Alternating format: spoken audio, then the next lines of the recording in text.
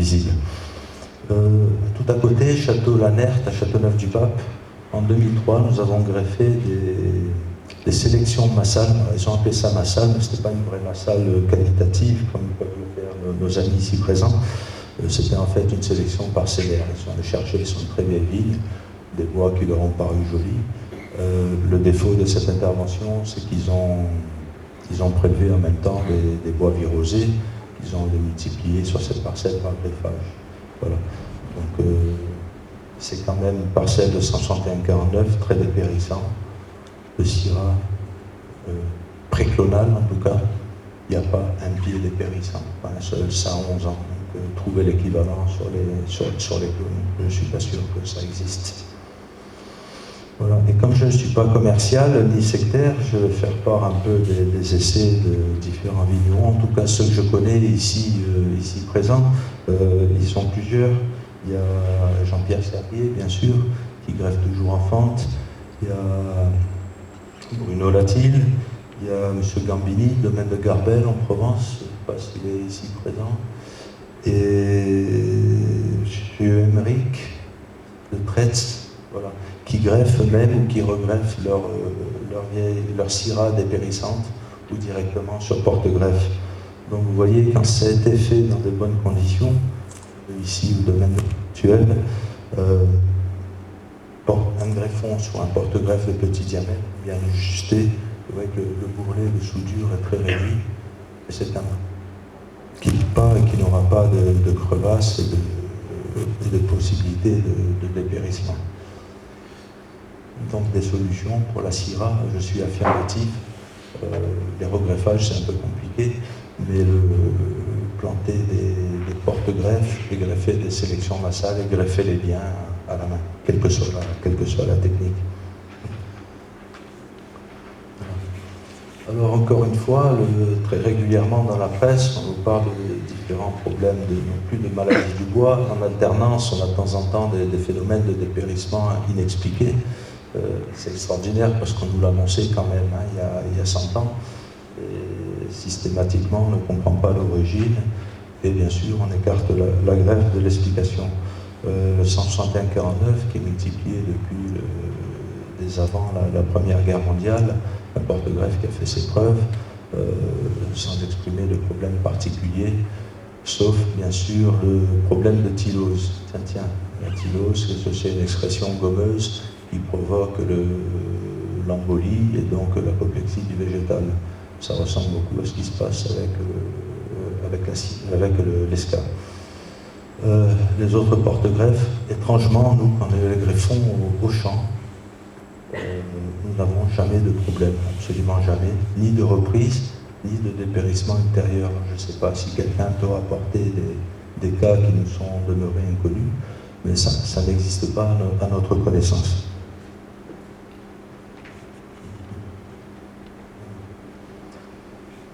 Une citation, je ne vous demande pas l'auteur parce qu'il est difficile à trouver, il est bien caché. Par contre, je ne sais pas si vous avez une idée de la date de cette citation. Professeur de viticulture à Cahors, Baptiste Drouot, en 1895. Je vais expliquer que finalement, tous les problèmes de dépérissement, il ne fallait pas les chercher trop loin. Essentiellement, ça tenait dans une mauvaise soudure. Rien de nouveau sous le soleil. Je me demande d'ailleurs si nos savants, là, ceux qui mettent systématiquement hors de cause la qualité de la greffe, sont aussi négligents quand il s'agit de se choisir pour eux-mêmes un praticien, un chirurgien, pour leur greffer un organe. Je pense qu'ils sont un peu plus vigilants que quand il s'agit des plans de vie des vignerons. Alors, des exemples très intéressants, je tenais à les intégrer, même si ce n'est pas directement mon intervention, parce qu'en plus c'est joli. Vous voyez sur l'île de Santorin, des villes qui sont conduites en encorbellement, on dirait des nids d'oiseaux. C'est un vignoble qui a très peu d'argile, moins de 2%, donc qui a été planté franc de pied. Et on trouve encore sur cette île des plants qui ont 300 et 400 ans. Donc j'ai une bouteille avec moi, mais je ne partagerai pas avec toute la salle, donc les derniers à résister ce soir, on fera on goûtera une micro-goutte. Voilà, tout ça pour dire que finalement, quand c'est franc de pied, et que, en plus, taille minimale, hein, puisqu'on ne sectionne que les sarments de l'année annuellement, ben, peu de blessures, pas de développement, pas d'escape, pas de mortalité, pas de dépérissement. La même chose dans le Trentino Alto Adige, le cépage Versoal, une vigne qui est historique, elle a 350 ans, elle fait 350 mètres carrés de feuillage, elle a été développée en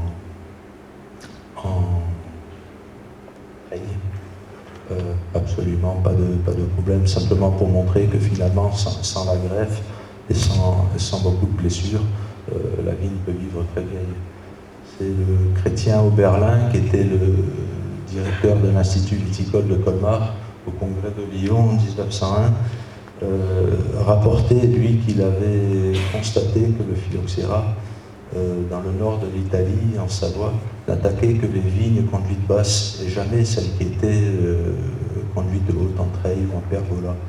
Alors peut-être on a là des pistes de recherche pour essayer de se charger de ce puceron. En tout cas, des techniques moins douloureuses que le sulfure de carbone. Et il concluait son intervention en disant que c'était finalement l'homme le principal parasite de la vigne, et non pas le puceron. Alors, quelques cas un petit peu particuliers, là chez mon ami Guy Brichet, qui va intervenir dans quelques minutes. Ça concerne le grenache. Je vois des problèmes ponctuels de dépérissement, certainement liés à de mauvaises soudures. Voilà, des jeunes vignes qui dépérissaient seconde, troisième, quatrième année. Il en avait marre et il dit mais pourquoi on n'essaierait pas ce qu'on fait avec la Syrah, des regreffages sur le porte-greffe. Donc c'est vrai qu'en tronçonnant les souches, on se rend compte qu'il y avait vraiment des potentiels de vascularisation très, très réduits et l'espérance de vie était assez limitée sur ces plans. Donc on a procédé comme il nous l'a demandé. Vous pouvez voir là au printemps, un mois après le regreffage sur le porte-greffe, la partie aérienne qui se desséchait, le plan était en train de crever comme il avait fait sur tous ses prédécesseurs des années précédentes. On a gardé le vieux tronc pour témoigner que c'était bien le même cas de figure, la même souche 5 ans plus tard, qui se comporte tout à fait normalement. Et c'était en 2011, mais aujourd'hui, en 2015, elle est tout à fait aussi régulière, aussi jolie et aussi productive. Donc le dépérissement n'est pas une fatalité. Alors, je pose une question, sauf le vigneron chez qui j'ai pris la photo. Est-ce que vous avez une idée de ce qui se passe et quel est le cépage? J'ai entendu Syrah. Alors c'est pas la Syrah bien entendu, c'était le piège. Par contre, vous remarquez qu'il y a des crevasses périphériques sur les bourrelets de soudure. Alors je ne me suis pas particulièrement penché sur cette question, là, je remarque depuis 2 ans. J'en ai parlé à la Chambre d'agriculture. Non pas qu'elle se désintéresse du problème, mais elle n'a pas le budget. Donc tant que la presse n'aura pas fait écho de ce souci majeur, ben, on ne va rien faire. Il s'agit du cépage Vermentino, que l'on appelle le rôle en Provence.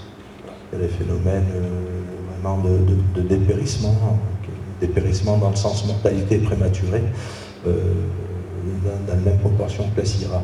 Simplement, c'est peut-être un peu moins visible, parce que dans un cépage blanc, les feuilles ne rougissent pas à l'automne, mais elles jaunissent.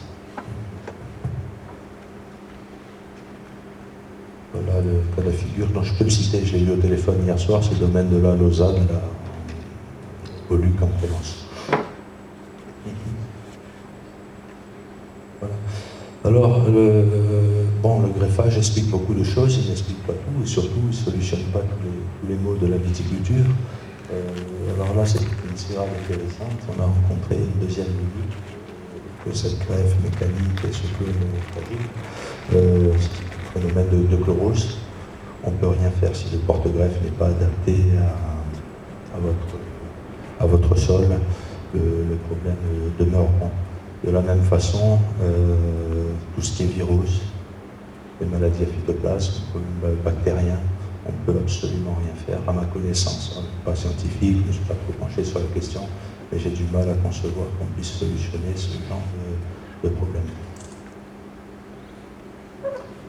Alors après avoir démonté le greffage, je vais vous montrer quand même ce qu'on peut faire de mieux ou de moins mal dans l'intérêt du vigneron. Je ne prétends pas qu'on rendra 300 ans d'espérance de vie à vos vignes, j'y crois pas. Mais si on peut essayer de retrouver la centaine d'années que donnaient nos grands-parents et arrière-grands-parents, ce serait déjà pas mal. Alors nous réalisons ces travaux avec des équipes de greffeurs professionnels, les Mexicains en action. À œil dormant au printemps, le principe consiste à intervenir sur le porte-greffe bien enraciné. Alors le porte-greffe, tout d'abord le commander, le réserver, c'est difficile de le faire soi-même, donc il vaut mieux le réserver à son pépiniériste favori, au moins 1 an et demi, 2 ans à l'avance, pour être sûr d'avoir du bon matériel disponible. Lui demander des plans longs, si c'est possible, s'il a suffisamment de bois. Ça permet d'avoir des points de soudure assez éloignés du sol, donc un point de soudure, un point de fragilité, pour éviter non pas tellement pour le jeune, mais éviter de le blesser avec les engins de travail sous le rang. L'intérêt du greffage en place, il est triple. Tout d'abord, comme un élément, c'est-à-dire que comme un greffé soudé a besoin de puiser à la fois sur ses réserves aériennes pour leur développement, racinaires pour leur développement, et sur les deux à la fois pour permettre la soudure entre les deux éléments, le porte-greffe raciné, lui, n'a besoin que de s'enraciner. Donc on le taille court, la première année, voire la deuxième, jusqu'à la date de greffage, on lui demande de s'enraciner de façon privilégiée, et le greffeur intervient dessus dans des conditions optimales. La technique de greffage, là je vends un peu les nôtres, les greffes à l'œil, se font au printemps. Les travaux préparatoires de la vigne, c'est en amont, tailler court, écarter les tuteurs qui pourraient compromettre, empêcher en tout cas la ligature de la greffe. Éventuellement, si le porte-greffe est pas déchaussé, faire en sorte d'avoir une petite cuvette pour avoir une marge de travail. Je vous disais, ça reprend mieux que les greffés soudés. Ça a quand même parfois besoin d'assistance, ça veut dire qu'il ne faut pas abandonner les fumures. Si les circonstances l'exigent, il faut arroser également. Alors même si c'est moins important qu'avec des greffés soudés, ça peut être en fonction du contexte tout à fait nécessaire.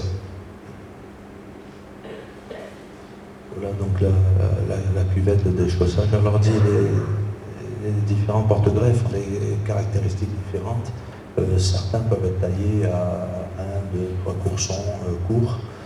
D'autres donnent véritablement des têtes de saule qui sont pénibles à gérer. Il faut les tailler en boule. Le gros poste d'ailleurs d'entretien d'un chantier de greffage consiste à supprimer les pampres sur cette tête de souche.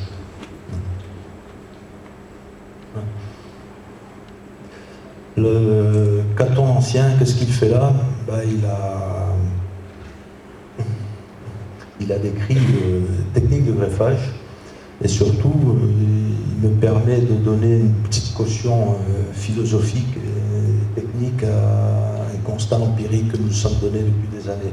On nous reprochait souvent de greffer un peu trop tard, alors qu'en fait on voit que les très anciens disaient déjà, je vois qu'il n'y a pas beaucoup de latinistes parce qu'il y a des eurons dans la salle, ils disaient la vigne se greffe au printemps et la période optimale est à la floraison. Donc c'est exactement ce que nous faisons. Nous greffons les porte-greffes dans les zones méridionales au début du printemps et dans les zones toujours plus à risque, septentrionales, autour de la floraison. C'est exactement ce que nous faisons depuis 20 ans. Voilà. Alors le greffage proprement dit, donc nos équipes interviennent avec des bons greffons.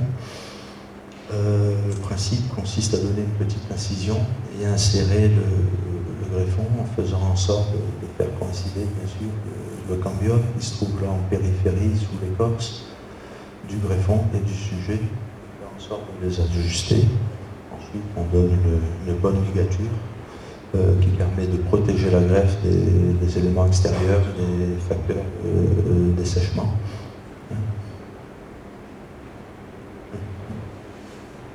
Voilà. Donc l'entretien des greffages, si nous sommes beaucoup plus connus pour nos activités de surgreffage, où les travaux d'entretien sont très importants parce qu'il y a tout le tronc à nettoyer. Le greffage, on est quand même au niveau du sol, donc il y a beaucoup moins, le poste plus important est réduit, il y a souvent très peu de sur le tronc. Par contre, c'est la tête de souche. Tout ce qui sort concurrence à greffe. Donc, le point important consiste à supprimer toute cette végétation concurrente en ne maintenant qu'un tire-sève, qu'une feuille qui fait office de tire-sève et de sécurité. Ce point vert, il est fondamental en cas d'échec ou de casse, sur de maintenir le végétal vivant et de pouvoir le reprendre l'année suivante. Voilà pourquoi nous sommes partisans de ces techniques qui nous permettent de garantir des taux de reprise supérieurs à 90%, souvent très supérieurs. Ponctuellement, on a des accidents, c'est vrai. Et on arrive à les récupérer, si ce n'est l'année même, l'année suivante. Voilà encore un bandolé, donc le contre-exemple parfait. Ce qu'il ne faut pas faire. Vous voyez le feuillage rouge des porte-greffes. La vigne n'est pas épampérée régulièrement. Les tuteurs sont en place, ça pourrait paraître bien, mais les greffes n'ont pas été attachées. Donc le résultat en gros plan, c'est soit des greffes qui s'arrachent, donc une fois qu'elle est tombée, ça casse rarement au niveau du rameau, c'est le greffon qui est sorti de son assise. Donc non seulement ça laisse une grosse blessure sur un petit végétal, et en plus c'est irrécupérable. Ça oblige à regreffer l'année d'après de l'autre côté, c'est jamais bon. Et le défaut des pamprages, la conséquence, c'est qu'on a des greffes qui souvent se développent, mais petitement, n'aboutent pas, ne passent pas l'hiver, et finalement finissent par geler, et ça revient à un échec l'année suivante. Donc un bon entretien d'un chantier de greffage, il faut considérer à peu près une personne pour 8000 pieds. Je sais que j'ai des perfectionnistes devant moi qui vont critiquer, ils vont me dire c'est beaucoup plus que ça. Je donne une moyenne, j'englobe les Bordelais avec vous. Et voilà, ça se gère tout à fait bien. Souvent on entend comme commentaire du greffage, ouais mais c'est beaucoup de boulot. C'est un peu de boulot pendant 2-3 mois et ensuite je vous promets que le résultat n'est pas ingrat, la ligne vous le rend. Donc le problème du tutorage des greffes, surtout en zone très venteuse ou méridionale, il faut absolument des piquets longs. Comme je le disais, le premier poste d'entretien, c'est la suppression de la végétation concurrente. Le second poste, le tutorage des greffes, elles offrent prise au vent 15-20 cm.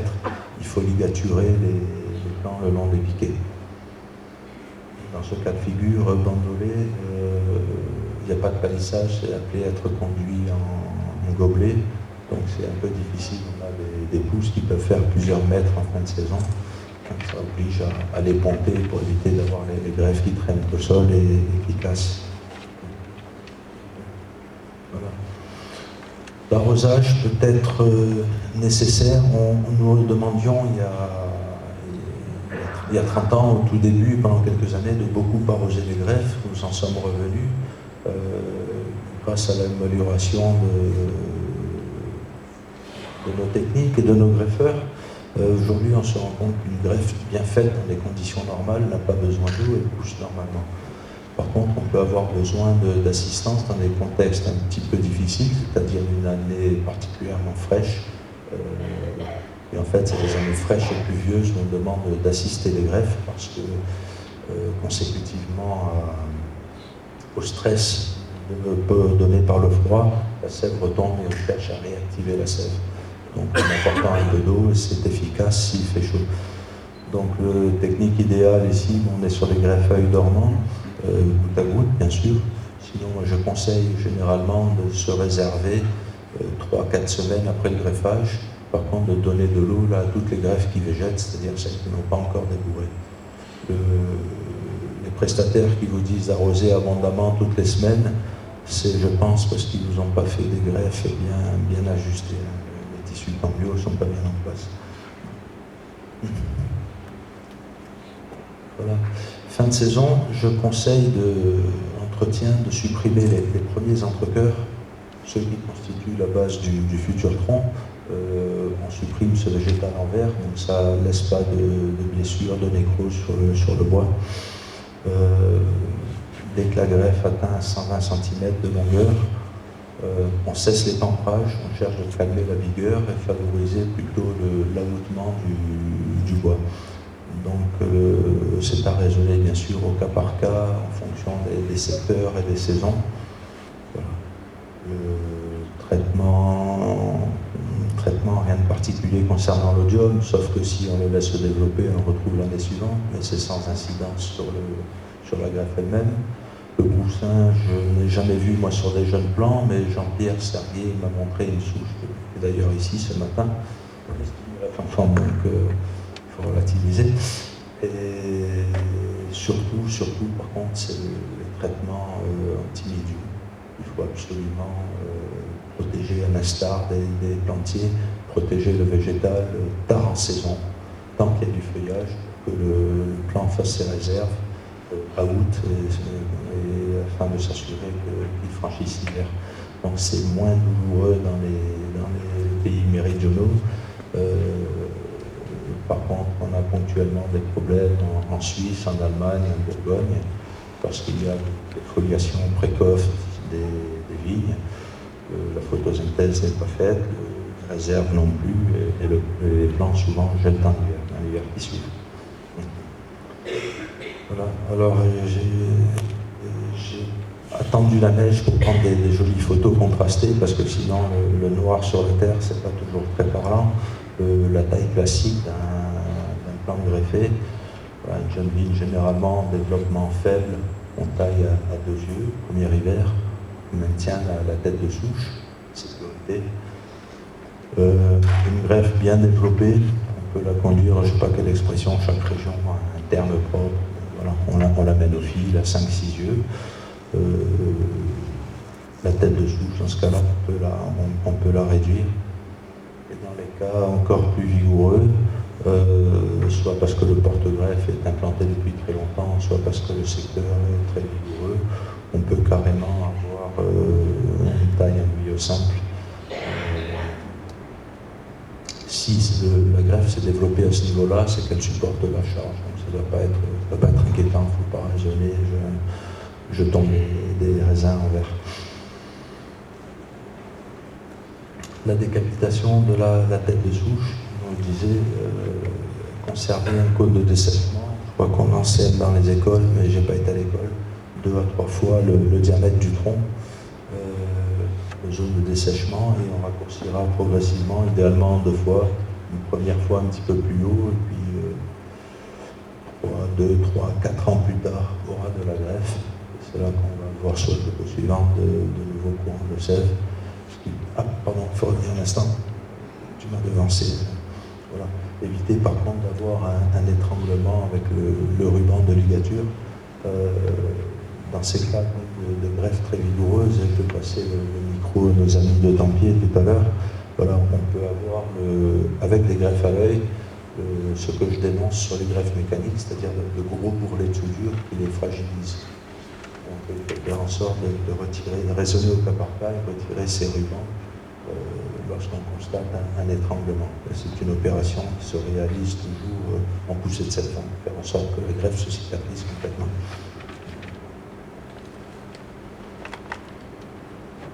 Voilà donc l'établissement d'une formation d'une greffe définitive en seconde année. Donc dans le principe, on a un guyot simple la première année et un entrecœur pour établir le second cordon l'année suivante. Là, nous sommes au Château Gasqui, pardon, en Provence. Il se tient très bien, greffé sur porte-greffe, bien sûr. Voilà. Alors, le cas douloureux, je vais prêter la main, tout le micro. Dans ce cas de figure, bon, j'ai fait comme les pépiniéries, j'ai fait une jolie greffe. On a des fois des bourrelets un peu trop importants. Alors, on cherche des pistes de réflexion avec Christian et Daniel pour éviter ce genre de problème. On a pensé à greffer un peu plus tard en saison, pour ne pas avoir des greffes trop vigoureuses. On a pensé à cesser les pamprages, des rejets de la concurrence de la greffe pour la calmer. Peut-être, ça se doute, le deuxième problème, c'est qu'elles sont formées en gobelets, donc des tailles courtes, qui ont tendance à favoriser la croissance diamétrale du greffon et la fragilité sur le point de soudure. Donc voilà, plusieurs techniques, mais c'est eux qui vont en parler à la place. Là, on en est au stade où le cône de dessèchement du vieux tronc doit être complètement supprimé. Le greffage Château du Cru au Caillou, un médoc de 8 ans, donc c'était du Cabernet Sauvignon sur les 5-14. Voilà, donc on dit qu'ensuite ça redevient une vigne tout à fait normale, avec, là il a eu la chance, le coup de dessèchement c'est d'éditer tout seul, mais idéalement il vaut mieux le gerer et le supprimer. C'est ce qu'on va voir sur la photo suivante. Voilà, dans ce cas de figure, le diamètre de la greffe, sa ligne est identique à celui du porte-greffe. Je conseille de raboter ce chicot et de mastiquer. Alors là, du goudron de Norvège, j'aime bien, c'est le goudron de pin, c'est bio. Je ne suis pas sûr que ce soit efficace contre les champignons du bois, j'y crois même pas du tout. Mais par contre, ça peut éviter les phénomènes de fendillement et d'éclatement du crâne. Donc en gros plan, la souche de chardonnay de 20 ans dont je vous parlais tout à l'heure, donc nous regardons ici au centre, encore une petite zone d'impact du vieux tronc, et on voit que de nouveaux courants de sel sont complètement enfermés, resserrés et revascularisés sur tout le pourtour du végétal. Donc ensuite, j'aime bien la placer parce que c'est ma photo fétiche. La greffe en place un petit bud de 20 ans et joli courant de sel. Voilà. Alors, je vais finir rapidement. Les greffages d'entreplantation ou de complantation, on nous le demande à Lilian et à moi de plus en plus souvent. Donc, c'est des techniques qui fonctionnent bien, effectivement. La qualité d'enracinement d'un porte-greffe est a fortiori plus importante ici. Nous semble qu'en moyenne, quand on complante avec des greffés soudés, on a des taux de reprise qui sont de 50%, 60%, enfin c'est très variable. Avec ces plans-là, on a de bien meilleures reprises. Par contre, ça demande des soins. Vous parlez tout à l'heure des frais, des travaux d'entretien. Il faut être encore plus exigeant. Peut-être l'arrosage est systématiquement nécessaire. Les pamprages ne requièrent absolument aucun relâchement. Le tutorage, bien entendu. Ici, dans le cours à Domaine Tempier, la bandole, où ça a été très bien géré, c'est assez gratifiant. Vous voyez autour que les vignes sont très âgées et il y a de très beaux résultats qui vont commenter eux-mêmes dans un instant. Alors, juste pour finir, un petit coup de gueule, le système des subventions. Je ne sais pas si c'est bien visible au fond de la salle, mais il est dit, les plantations réalisées avec du matériel raciné sont exclues de l'aide à la reconversion et à la restructuration du vignoble. Je vous demande, est-ce que ce second alinéa était véritablement nécessaire et quelle est sa justification? Je pense qu'il y a du lobbying très puissant, parce qu'aujourd'hui, on cherche à subventionner un système qui fonctionne en autonomie, c'est-à-dire que les plants de vigne aujourd'hui sont complètement biodégradables et la pépinière fonctionne en complantation, alors que le travail qualitatif, sélection massale, greffage manuel, quel qu'il soit, même réalisé par le vigneron, est absolument exclu du système. A fortiori, quand il s'agit de primes à la plantation ou à l'arrosage, qu'elles soient conditionnées à l'utilisation de matériel certifié, je trouve ça absolument scandaleux. Je crois que vous tous, vignerons, là, devriez vous réunir et réagir là, contre cette réglementation inadmissible, absolument inadmissible. Voilà. Alors, les solutions d'avenir, je fais ma conclusion parce que la dernière partie, c'est les coûts comparés du greffage de racinés avec les greffes soudés. Vous allez voir, c'est des chiffres qui sont difficiles à détailler, mais très parlants. Et c'est mon ami Guy Brichet là, qui va vous les présenter immédiatement. Les solutions d'avenir, je crois, sans être obligé de passer par nous, mais des solutions massales et des greffages de qualité. Voilà, je vous remercie pour votre attention.